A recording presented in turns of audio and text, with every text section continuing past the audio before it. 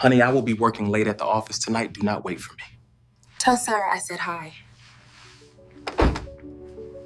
I never thought I'd be the woman sitting in her kitchen at midnight, heart pounding, waiting for the front door to open. I never thought I'd be her, but here I am telling you every single thing that happened the night I sent 4 words that cracked my marriage wide open. This is my story. All of it. The lies, the confrontation, the tears, the truth, and what I did to rebuild myself from the ground up. My name is Imani.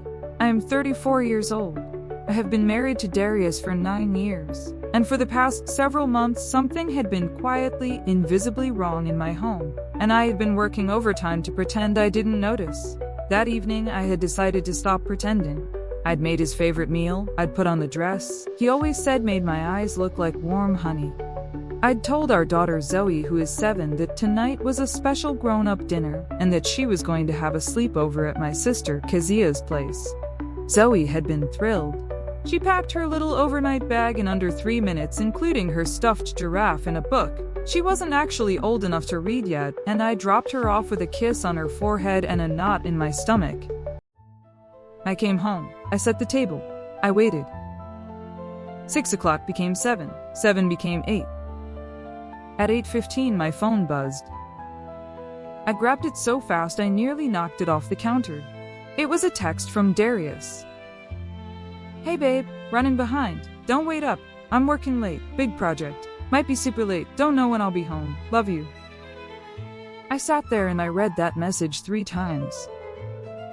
Now, I need to pause here and give you some context, because this story is not as simple as a husband sending a late-night text.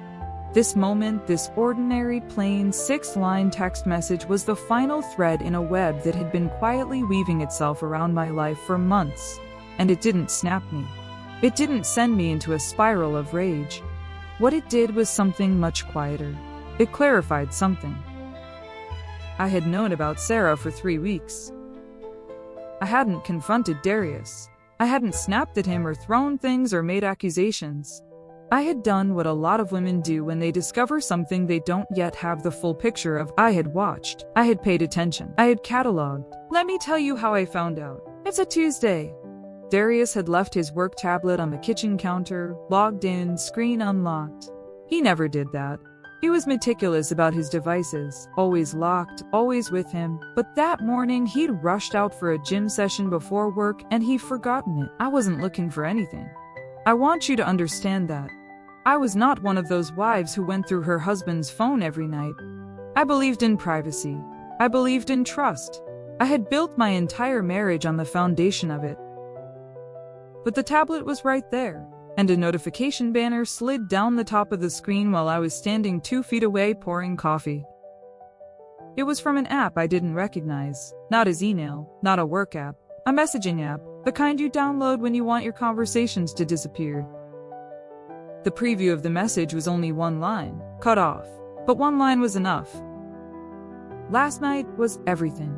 I can't stop thinking about... And then the banner faded. I stood at that kitchen counter with my coffee mug halfway to my lips, and I did not move for what felt like a full minute. Then I put my mug down very carefully. I picked up my phone, and I did something I'd never done in 9 years of marriage. I opened his contacts and I searched by first name. It was a Sarah Beaumont. She was listed under his contacts as SB Accounts.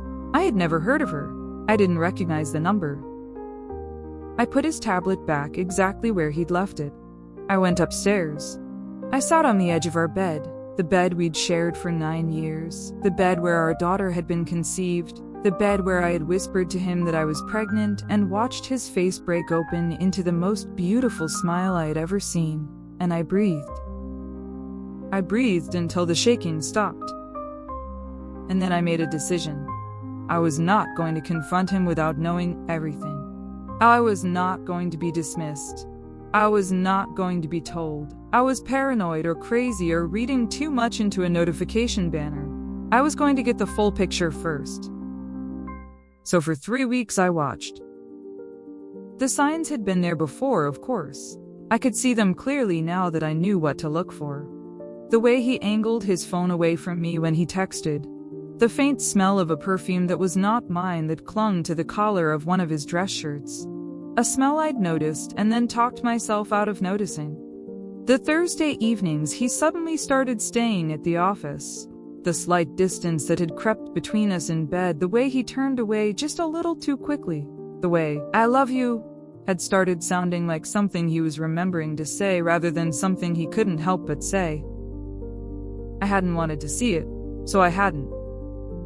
But now I saw it, all of it. And on that Tuesday evening, 3 weeks after I'd seen that notification banner, I sat in my kitchen with a candlelit dinner and a text message on my phone that said, "Don't wait up, I'm working late." I looked at that message. I thought about my daughter at her aunt's house with her stuffed giraffe.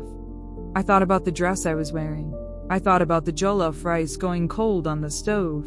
I thought about Sarah Beaumont, whose last name I had Googled, who worked at the marketing firm that had contracted with Darius's company 8 months ago, who had a LinkedIn profile with a professional headshot and a smile that looked like she'd never had to cook dinner alone. And something in me went very, very quiet. I picked up my phone. I typed 4 words. "Tell Sarah I said hi." I hit send. And then I put my phone face down on the table, blew out the candle, and waited. I am not going to pretend I was calm. My hands were trembling. My heart was running a race. My body wasn't prepared for. The kitchen felt very small and very quiet. The only sound was the faint hum of the refrigerator and the occasional creak of the house settling around me. I watched the 3 dots appear on my screen. I watched them disappear. I watched them appear again. Disappear again. Then nothing. No response. 1 minute, 2 minutes, 5. And then my phone rang. Not a text, a call. Darius calling me. His name and the photo I'd taken of him 2 summers ago at a cookout, laughing, head thrown back, completely unguarded, completely himself filling my screen. I let it ring twice. Then I answered. "Hello?" My voice came out perfectly steady. I don't know how. Every cell in my body was vibrating. Silence on the other end. Not complete silence, I could hear ambient noise. Traffic. A closing door. He had stepped away from wherever he was. Imani. His voice was different, tighter, like he'd put on a coat that was a size too small. "What did you just say?" "I said tell Sarah I said hi." I kept my voice perfectly even. "Is she there with you?" Another silence, longer this time. "Whew, I don't know what you're talking about." "Darius." I said his name the way his mother used to say it when he was a teenager and had done something she already knew about. "Don't." I heard him exhale.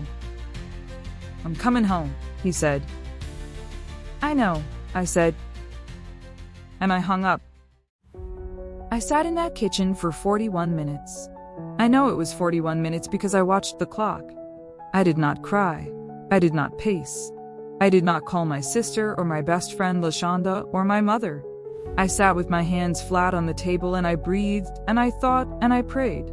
Not for my marriage. Not yet, because I didn't know what I was praying for yet. I just prayed for strength, for clarity, for the ability to say true things when the moment came. At 9:56, I heard his key in the lock. He came in through the front door and he stood in the entrance to the kitchen and he looked at me across the candleless table and the cold jollof rice and the good plates. And his face, the face I had loved for 13 years, dated for 4, and married for 9, was a face I had never seen before. It was the face of a man who had been caught. Not by a trap, not by a trick, by 4 words. He opened his mouth. And I said, "Sit down, Darius, we need to talk." And so he sat. And so we talked.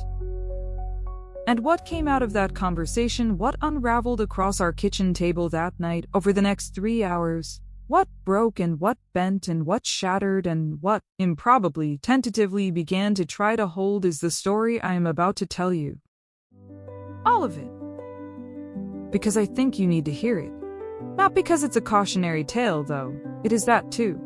Not because I am looking for sympathy, though some nights I still am. but because I am one of thousands of women who have sat at a kitchen table at 10 o'clock at night across from a man they thought they knew completely, and discovered that knowing someone and understanding them are two very different things. And because what I did next, what I chose step by step over the weeks and months that followed, is the thing that saved me. Not my marriage, me. Stay with me, this story is just beginning. Alright, now give me just a second, don't go anywhere. If you've been enjoying this video so far, I have a small favor to ask. I spend quite a bit of time putting these videos together, planning, recording, editing, just to make sure you get something helpful and enjoyable to watch. And the truth is, a lot of folks watching haven't subscribed yet. In fact, about 98% of viewers are just watching quietly. No subscription, no like, just passing through like a polite guest who never signs the guest book. So here's all I'm asking. Take a moment and tap that subscribe button. It's completely free, no charges, no commitments, and it simply lets you know whenever I share a new video. And if you're finding this helpful, go ahead and give it a like as well. It really does help more people find this content. Stupid is a small way of saying, yes, I'd like to see more of this. Alright, I won't keep you. Let's get right back to it. Before I tell you what happened at that kitchen table, I need to tell you about Darius. Not the Darius who walked through the door that night with his coat still on and his tie loosened and guilt printed across his face like a headline. I need to tell you about the man I fell in love with, because if I skip that part, none of the rest of this makes sense. And I think that's a mistake too many people make when they tell stories like this. They fast forward to the betrayal and forget the love that existed before it. The love that made the betrayal possible. I met Darius Caldwell when I was 21 years old, at a study group for an economics class. We were both failing spectacularly. He walked in 7 minutes late, dropped his backpack on the floor with a thud that startled everyone, looked around the table, saw the empty seat next to me and said, and I will never forget this, "Tell me there's coffee somewhere in this building or I'm not going to survive this." And something about the way he said it, the complete unself-conscious honesty of it, made me laugh. He sat next to me. We failed that first practice quiz together. He leaned over, looked at my paper, looked at his, and said quietly, "We are both going to need a tutor, or a miracle, or probably both." That was it. That was the beginning. We were inseparable within 3 weeks. Not in that feverish, consuming way of young people who are confusing urgency for depth, though there was some of that too. I won't lie, but more than that, there was a genuine recognition. A sense of, oh, there you are. Like finding a piece of furniture you didn't know your apartment was missing until it was there, and suddenly everything felt right. Darius was funny. Not performed funny, not the kind of man who worked hard at being the life of the party. He was quietly, consistently, genuinely funny. The kind of man who could make you dissolve into laughter with a single dry observation whispered at exactly the right moment. He was also deeply kind. He volunteered at a youth mentorship program on Saturday mornings throughout college, not for his resume, not for the social media post, just because he believed that black boys in this country needed to see black men showing up for them. He never talked about it much. I found out because I showed up to surprise him with coffee one Saturday and found him in a gymnasium teaching 12-year-olds how to shoot free throws. I fell in love with him in pieces, gradually and then all at once, the way the good ones always happen. We graduated, we got jobs. He went into business development, I went into nonprofit management. We moved in together at 24 in a small 2-bedroom apartment in Atlanta where the air conditioning barely worked and we had to put towels under the front door to keep the draft out. And it was the best place I have ever lived because he was there. He proposed on an ordinary Sunday. Not a grand gesture, no restaurant, no flash mob, no elaborate setup. We were grocery shopping of all things.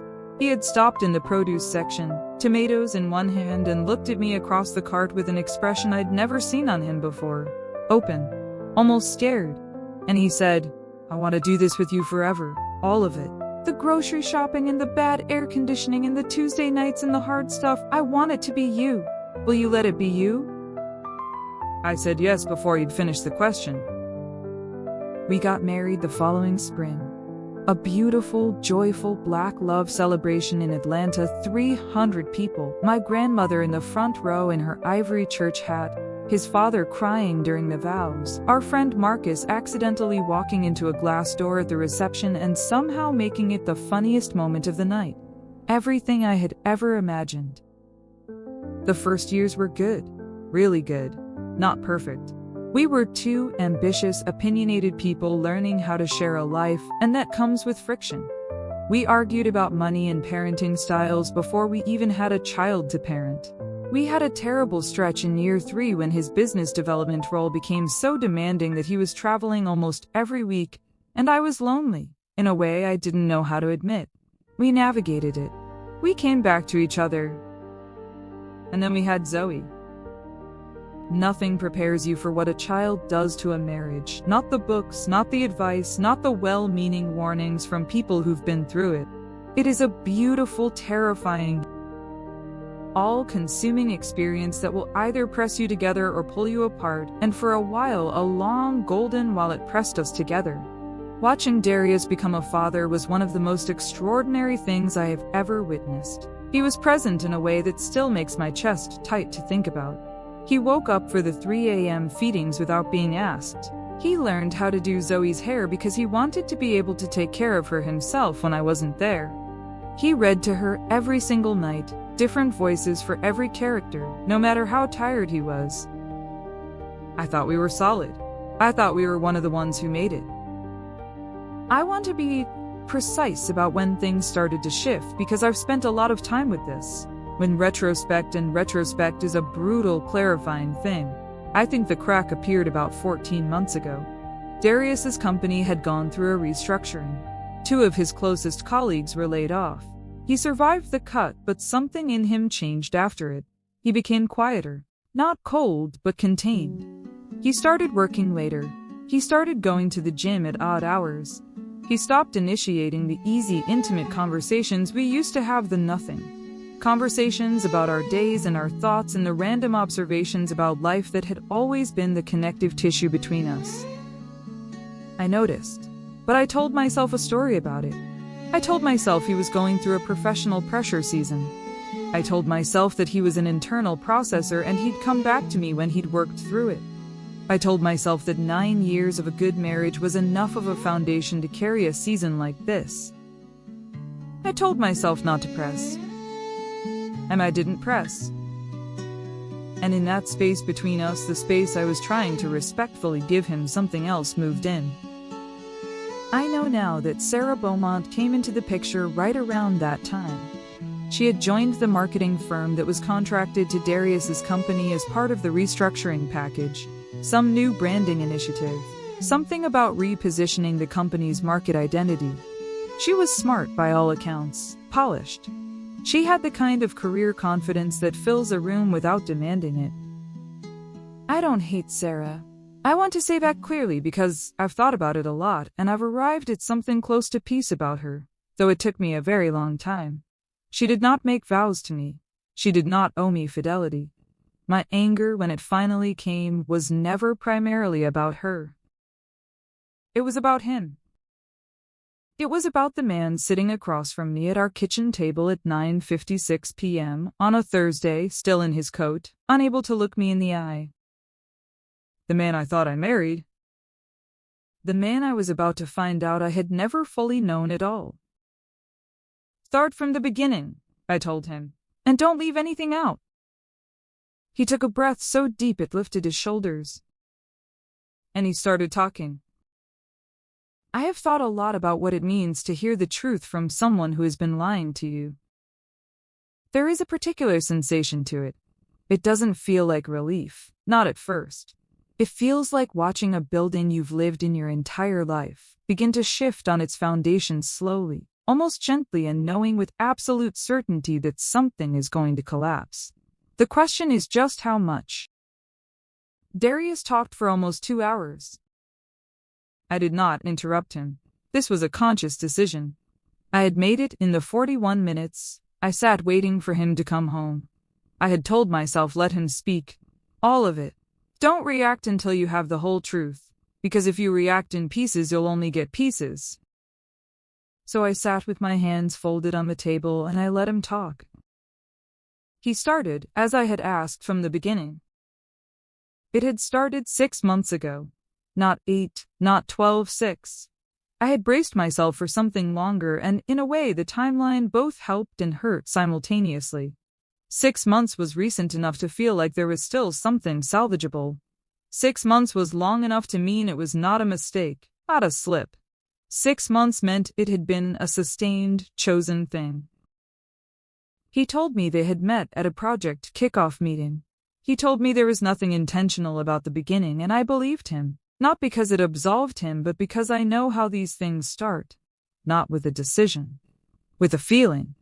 With someone looking at you at a moment when you feel unseen and seeing you. He had been in a dark place, he said, after the company restructuring. He had felt like a failure, like a man who had barely survived something when he should have been thriving. He hadn't wanted to bring that to me because, and this part hit me somewhere deep, he didn't want me to see him as less than. I remember pressing my lips together when he said that. Not because it wasn't true, because I recognized it immediately, because I had known he was struggling, because I had given him space specifically so he could feel safe struggling without my eyes on him. And the distance I'd created to protect him had become the distance she walked into. That is not my fault. I want to be clear about that, and I need you to hear it. If you're listening to this and you're in a similar situation, giving your partner space during a hard season is not what causes an affair. What causes an affair is a choice, a series of choices. Each one small enough to feel manageable, each one carrying you further from the person you made promises to. He told me about the first lunch. Just colleagues. Just a working lunch. Then the second one less about work. Then a late evening where a project meeting ran over and they went to a bar to debrief. He told me about the first time it crossed a line. He could not look at me when he said it. His voice changed, became smaller, like a man hearing himself from far away and not quite believing what he was describing. I felt the pain of it move through me in a wave, but I did not let it take me over. Not right then. I felt it. I kept listening. He told me it had continued for 5 months. 5 months of deliberate deception, the fake late nights, the deleted messages, the second phone he'd bought and kept in the glove compartment of his car, which explained why I'd never found it in the house. The lies he'd constructed so carefully that they'd become almost architectural. I lived inside the lies without knowing they were holding the ceiling up. And then he told me the last thing. He told me that 2 weeks ago he had ended it. I went very still.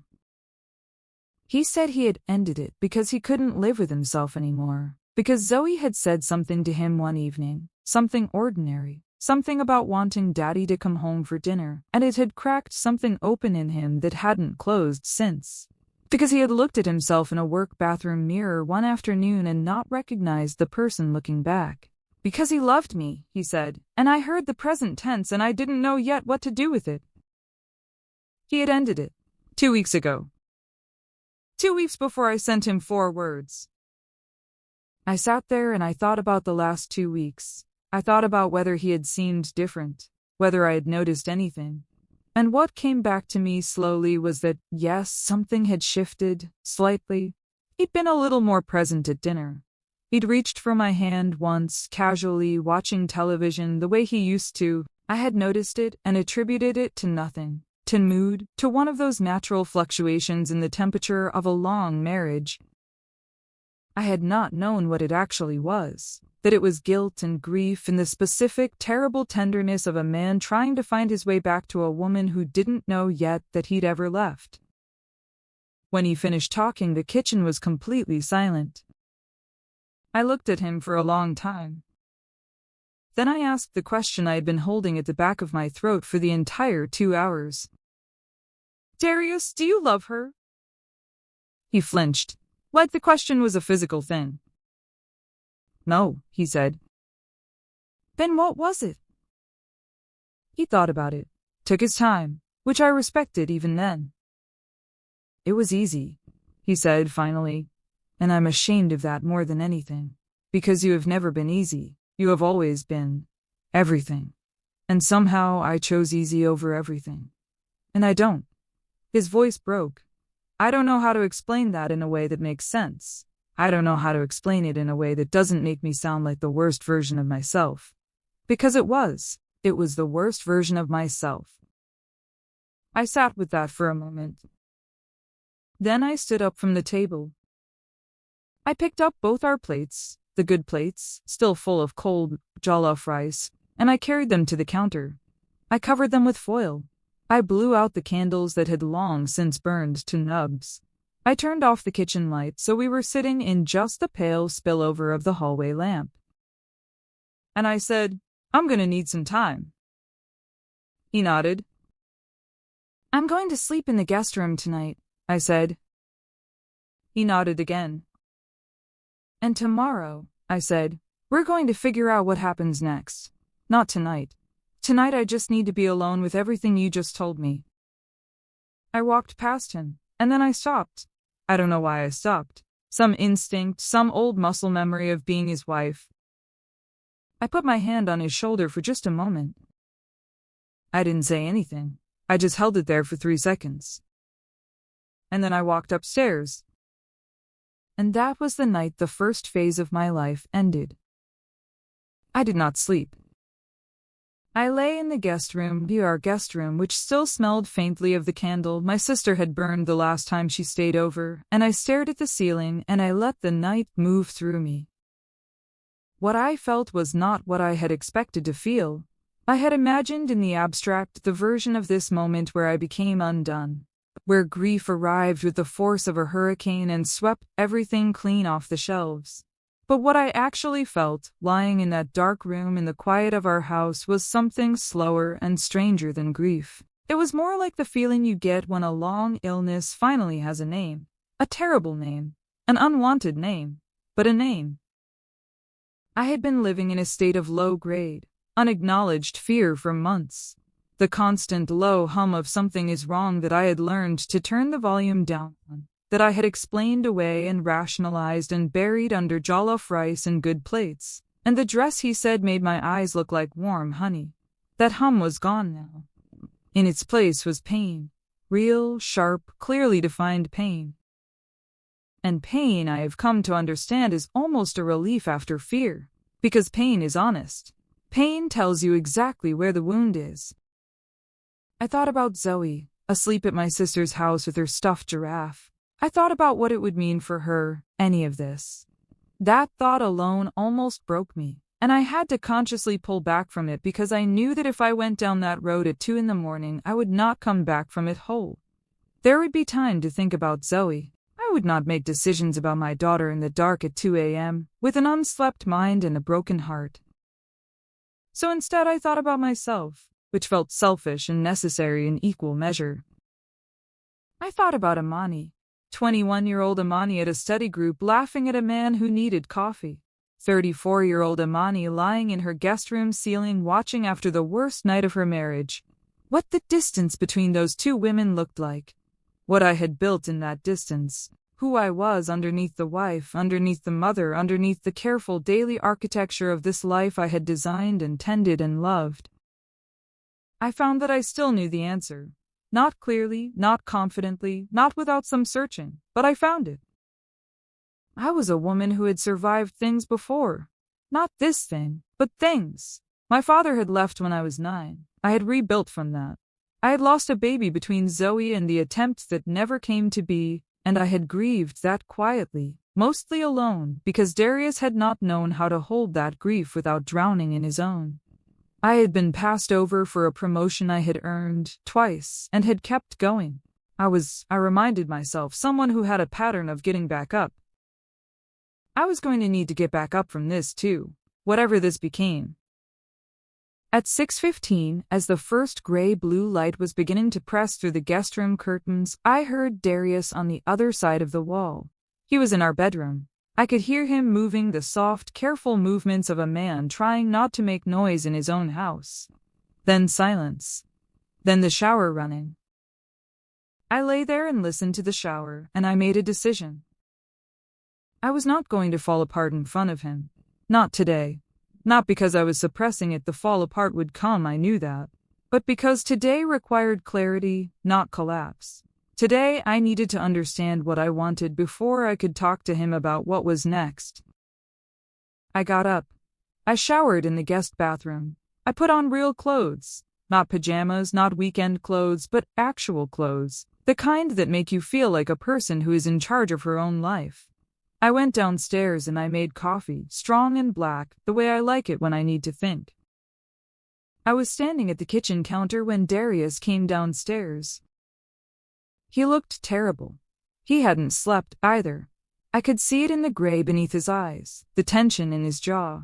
He was wearing the same clothes he'd had on the night before, which meant he'd lain down in them and stared at the ceiling, the same way I had. There was something almost pitiful about it. I noticed the almost pity and set it aside. I did not have the luxury of pitying him yet. He stood in the doorway. He looked at me. "Coffee?" I asked. He nodded. I poured him a cup and set it on the counter without handing it to him. I don't know why I did that, exactly. It was not cruelty. It was just, I couldn't hand it to him. Not yet. That felt like too much ordinary intimacy for what this morning was. He wrapped his hands around the mug and stood across the island from me. We looked at each other. "I want to go to therapy," I said. He blinked. I don't think that's what he expected me to say first. "Couples therapy," I continued. "Not because I've decided to stay. I haven't decided anything yet. But because I am not going to make the most important decision of my life on the back of one night's conversation, and I think we both need a mediator for what's coming." He nodded. "Yes, okay, whatever you need." "I also need you to understand something." I set down my coffee mug. "I sent you those 4 words last night because I had known for 3 weeks. I didn't tell you that I knew." I waited. I was gathering myself. "And the reason I'm telling you that now is because I want you to understand who you're dealing with. I am not a woman who responds from panic. I am a woman who waits until she is ready and then acts." He stared at me. "I also need you to understand," I continued, "that whatever happens next, whether we stay together or we don't, you do not get to manage this process. You gave up the right to manage things when you chose to lie for 6 months. This is my timeline now. My pace, you follow. Is that clear?" "Yes," he said, immediately, without hesitation. "Good." I picked up my coffee. "I'm going to call Kezia and pick up Zoe. You are going to be here when she gets home and you are going to be fully present for your daughter today. You don't get to disappear into your guilt. She doesn't know anything is wrong and I intend to keep it that way for now." He nodded. "And Darius?" I looked at him steadily. "If I find out there's anything you left out last night, any detail you managed, any truth you softened, this conversation is over permanently. I need the entire truth. Not the version that protects you. The truth." "You have it," he said. "I swear it, you have all of it." I studied his face for a long moment. Then I said, "I'll be back in an hour." I drove to my sister's house. I sat in Kezia's kitchen while Zoe ate cereal and told me about the movie they'd watched and how the cartoon princess had a horse and why couldn't we get a horse, Mommy? And I laughed at the right moments and asked the right questions, and the entire time there was a glass wall between me and the moment, between me and my own life. But I held together. Because Amani does not fall apart until she is somewhere safe enough to fall apart. And I was not there yet. The next 6 weeks were the strangest of my life.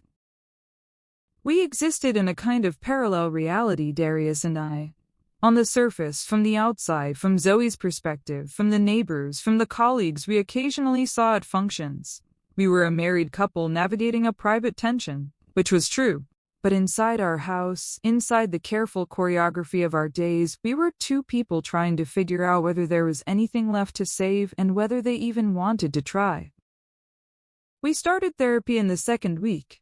Our therapist's name was Dr. Renee Patterson, a black woman in her 50s with natural hair going silver at the temples and the kind of stillness that makes you feel like the room has slowed down when she enters it. I had found her specifically. I was not going to a therapist who hadn't lived in a black body, who hadn't navigated the particular cultural weight of Black marriage and Black family and what it means to hold a thing together when everything around you says Black love is fragile. Dr. Patterson was the opposite of that narrative. She was precise, she was direct, she was warm without being soft. She saw through both of us immediately. In our second session, she looked at Darius and said, "I want to talk about what you were running from, not who, what." And I watched him squirm in the way that a person squirms when they're being seen accurately. And she looked at me and said, "I want to talk about the 3 weeks you waited. What were you afraid would happen if you confronted him immediately?" And I squirmed too, because the honest answer was, I was afraid he'd lie and I wouldn't be able to prove it. I was afraid of my own doubt. I was afraid of what I might decide in a moment of raw emotion that I would not decide with a clear head. Dr. Patterson named it precisely, "You were protecting your own agency." "Yes," I said, "is that wrong?" "It's extraordinarily self-aware," she said. "It also means you've been carrying this alone for 3 weeks, and that weight doesn't disappear just because you've confronted the truth." She was right. The weight was still there. It had changed shape. It was no longer the weight of a secret I wasn't allowed to know. Now it was the weight of a decision I hadn't yet made. And that, in some ways, was heavier. At home, Darius was trying. I want to be fair about that. He was present with Zoe in a way that had that slightly desperate quality of a man who understands what is at stake. He cooked dinner 3 nights a week, not as a gesture, but genuinely rolling up his sleeves and standing at the stove and cursing under his breath when he burnt the edges of things. He stopped disappearing to his phone. He came home when he said he was going to come home. He did not touch me. He understood without being told that physical intimacy was not something I could navigate right now. And he did not pressure it. He did not even reach for my hand, which he used to do automatically. He gave me space and presence at the same time, which is an incredibly delicate thing to do, and I noticed that he was doing it deliberately. I slept in the guest room for 3 weeks. Then one night I came to bed. Not as a statement, not as a reconciliation. Just because I was tired and the guest room mattress was not as good and I was 34 years old and my body needed a decent night's sleep. He was already in bed when I came in. He turned off his lamp without a word. We lay in the dark on opposite sides of the bed, a careful geography of distance between us. "Thank you," he said quietly. "Don't read into it," I said. "I'm not," he said. We went to sleep.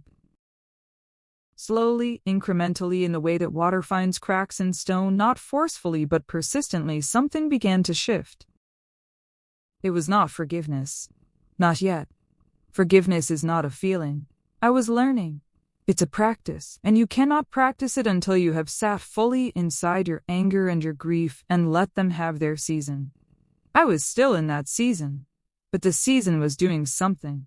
It was burning away everything that wasn't essential, and what was left underneath the betrayal and the hurt and the recalibrated understanding of who my husband was something I hadn't expected to find. A question. Not do I still love him? That answer I knew. I did. Grief only works that hard when you love something. The question was, do I still believe in him? And I did not yet know the answer. I know you're going to want to know about this part. Of course you are. I would have wanted to know too. I met Sarah Beaumont once, and it was not planned, not by me, not by her, certainly not by Darius. It was a Saturday morning, about 5 weeks after the kitchen table conversation. I was at a bookstore in Midtown Atlanta, the kind of independent bookstore with dark wood shelves and a small cafe in the back and the smell of paper and old coffee that I have loved since I was a child. I was alone. Darius had Zoe. I had given myself 3 hours to be a person outside of my own domestic life, to drink coffee and wander through shelves and remember that I existed before any of this. I was in the poetry section, browsing, not looking for anything in particular, running my fingers along the spines the way I always do. And I turned around. She was standing at the end of the aisle. I knew immediately. I don't know how exactly. Maybe it was the photograph I had found online. Maybe it was something in the way she went still when she saw me because she recognized me too. I had been in photos on Darius's desk in his office apparently. She had seen my face. We stood at opposite ends of a poetry aisle in a bookstore on a Saturday morning, and we looked at each other. She was, and I'm going to be honest because this story deserves honesty, beautiful. That surprised me, even though it shouldn't have. She was tall, with a kind of effortless presence, natural hair pulled back, wearing a simple outfit that looked casual and deliberate at the same time. She looked like a woman who was very comfortable in her own skin. She also looked, in that moment, like someone who wanted the floor to swallow her. I had thought about this moment. Not this exact version of it, not a bookstore, not poetry, but the abstract concept of meeting her. I had thought about what I would say. I had planned several different versions of it in my head, including some that were satisfying and petty and that I am not going to share because I'm trying to be my best self in this telling. What I actually said was, "Are you Sarah?" She held her breath for a second, then, "Yes." I nodded. I looked at her for a moment. Then I said, "I don't have anything to say to you. I just wanted to know what you looked like." And I turned around and walked to the cafe and ordered a coffee and sat down and stared out the window for a very long time. She did not follow me. I hadn't expected her to. Here's what I understood in that moment, sitting with my coffee. She was a person. Not a monster, not a villain. A person who had made choices the way people do, and whose choices had intersected catastrophically with my life. She had not taken anything from me that was not first offered by someone who had promised not to offer it. That was the truth I kept coming back to. The real injury was not her. The real injury was the promise that was broken. I cried in the car on the way home, quietly, steadily, for about 10 minutes. Not about her. About me. About all the versions of myself I had believed in that I was now having to re-examine. Then I drove home. I walked through the front door. Zoe launched herself at me from the couch and wrapped her arms around my neck and said, "Mommy, you smell like books." And I held her and breathed. Darius looked up from the kitchen, saw my face, knew something had happened. "We need to talk tonight," I told him quietly, over Zoe's head, "after she's asleep." He nodded. That night I told him I had seen her. I watched his face cycle through shock, fear, and then something that looked like a slow, painful relief, like a man who had been waiting for a consequence and found it was survivable. "Are you okay?" he asked. "I'm going to be," I said. And for the first time I believed it. 12 weeks after the kitchen table. 12 weeks of therapy. 12 weeks of careful, painful, deliberate reconstruction. 12 weeks of sitting across from Dr. Patterson and saying true things out loud in a room that felt safe enough to say them. 12 weeks of going to bed in the same bed with a man I was still learning how to look at clearly. 12 weeks of Zoe asking no questions she didn't need answers to yet, of birthday parties and school pickup and Saturday morning cartoons that kept the world feeling blessedly ordinary. I made my decision on a Tuesday, which felt right. Somehow a Tuesday is an ordinary day.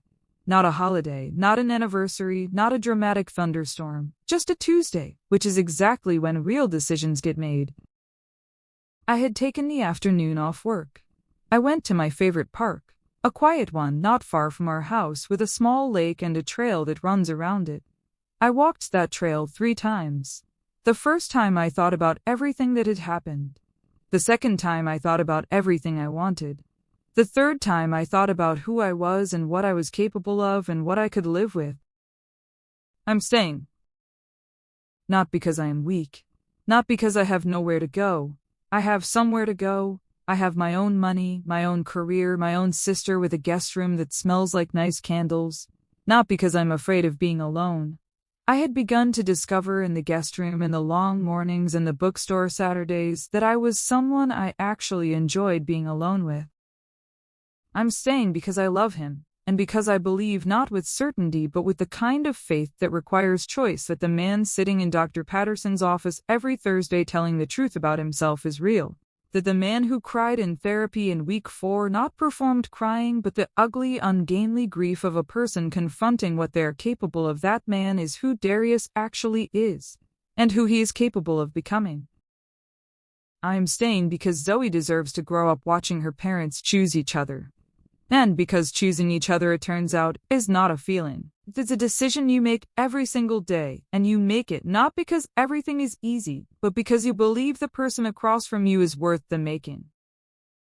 But I'm saying differently than I arrived.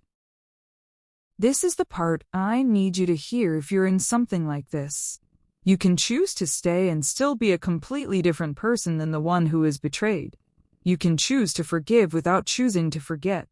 You can build something new with the same person and call it a different thing than what came before. You do not owe anyone a return to the exact life you had. What you owe yourself is the truest, most self-honoring life you can build. I told Darius on a Tuesday evening after Zoe went to bed. I sat him down in the living room, not the kitchen. I couldn't use the kitchen for this. The kitchen held too much, and I said, "I've made a decision." He waited. He had gotten very good at waiting. "I'm choosing to stay," I said, "and I'm choosing to try. Not to pretend this didn't happen, not to rush past it, but to actually honestly try." I'll raise his eyes. I watched relief move through him like a current. I continued, "The version of our marriage that existed before that night is over. I'm not going back to it. We are building something new. And if I ever feel like I'm living inside a lie again, I am gone. No conversation, no therapy, no explanation. I will be gone. Is that something you understand?" "Yes," he said. His voice was very quiet. "And Darius," I leaned forward, "I need you to go back to that mirror. The one you looked into in that work bathroom and didn't recognize yourself. I need you to remember that moment. I need you to promise me that you will never be that person again. Not for me, for you. Because a man who doesn't recognize himself is dangerous to himself and to everyone who loves him." He nodded. His jaw was tight. His eyes were wet. "I love you," I said. "I have always loved you. I am furious at you, and I am grieving, and I am simultaneously the strongest and most broken I have ever been. And I am choosing to love you anyway. But that choice belongs to me. You don't get to take credit for it. You get to honor it." He reached across the space between us, and I let him take my hand. A year has passed. I want to be careful here because I don't want to give you a fairy tale ending. Real life doesn't come with those, and I think the women who need this story most are the women who have been burned before by stories that tidied up too neatly. So here's the honest version. Darius and I are still together. We still go to Dr. Patterson twice a month. We dropped to bi-weekly around the 8-month mark. Some sessions are productive and clarifying. Some sessions are hard in ways that leave us both quiet on the drive home. We are doing the work. Real work is not linear. Real work has weeks that feel like progress, and weeks that feel like you've slid backward, and weeks that feel like standing still, which is its own particular frustration. There are days when I look at him and feel the love I felt in that grocery store when he asked me to be his forever. And there are days when a certain angle of light, or a certain phrase, or a certain nothing at all brings the image of that notification banner rushing back, and I have to breathe through it like a weather system. Just let it pass over me without giving it a name. I have cried more in this past year than I have cried in the previous 5 combined. I have also laughed more, not at more things, but more freely, the way you laugh when you've stopped performing okayness and are just being. Grief, I have discovered, and joy are not opposites. They coexist. They make each other possible. Zoe does not know what happened. She is 7. One day, when she is old enough to hold complexity, I will tell her a version of this story, not to wound her father or to cast myself as a heroine, but because I believe she deserves to know that her parents are human, and that human things happen, and that what matters is what you do after. I believe she deserves a nap. I have changed in ways that are permanent and good. I trust myself now in a way I did not before. Not because I was weak before, don't hear that, but because the trial of this year required me to find out what I was actually made of. And I found out. I found out that I am made of something that does not fold easily, that I can hold terrible information and not lose my mind, that I can make the largest decisions of my life from a place of clarity rather than panic, that I know how to wait for myself. I know how to wait for myself. I think that is the most important thing I learned. The 4 words I sent my husband, tell Sarah I said hi, were not a trap I set. They were not a power move. They were the last move of a woman who had been quietly, patiently gathering herself for 3 weeks and had finally gathered enough. They were me saying, I see you. I know. And I'm not afraid of the truth. I'm still not afraid of the truth. That's who I am now. And I'll like her. I'll love her even. The Amani who lights candles for a dinner that may never happen, who sits alone in a kitchen at midnight with her hands flat on the table, who drives to a bookstore and stands in a poetry aisle and looks at the woman her husband chose for 5 months and says simply, I just wanted to know what you looked like, and then walks away. She walked away, and she kept walking, and she's still walking towards something that belongs to her. I hope that wherever you are in your story, whether you're at the beginning, in the thick of it, or on the other side like me looking back at the shape of it, I hope you know that you are not alone in this, that the feelings you feel are valid and survivable, and that the person you are inside this story is not the whole of who you are. You are more than the hardest thing that has ever happened to you. You are Amani, or Marcus, or Kezia, or Darius. You are a person made of love and error and resilience and the ongoing, imperfect, beautiful project of becoming, and that is more than enough. Thank you for staying until the end. This was my story, all of it.